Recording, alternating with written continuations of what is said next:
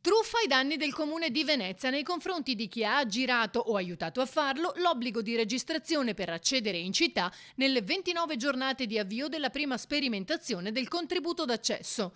L'accusa è stata mossa da Cafarsetti e ora la procura indagherà sui furbetti con l'ipotesi di reato di truffa aggravata.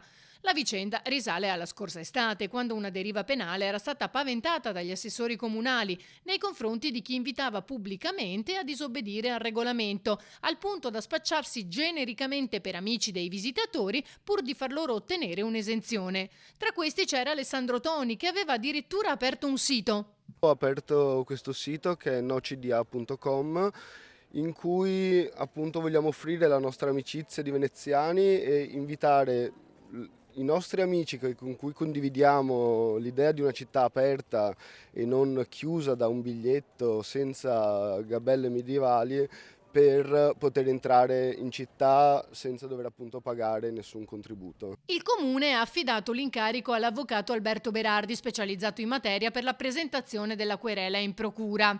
L'incarico è di presentare denuncia contro ignoti, perché è impossibile sapere al momento quanti abbiano aggirato la norma.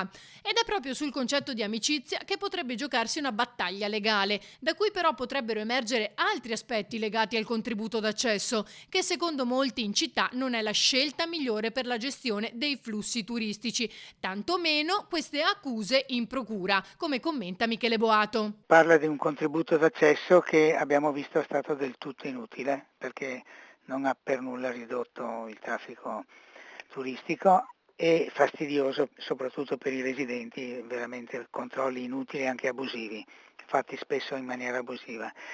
Ha portato 1 milione di utili al comune, quindi è stata un'operazione addirittura finanziaria, altro che di controllo del turismo. Secondo, non c'è nessuna truffa in questa operazione perché non c'è nessun tornaconto personale. Questo è soltanto un favore fatto a delle persone, ma senza alcun ritorno, anzi è del tutto anonimo la cosa.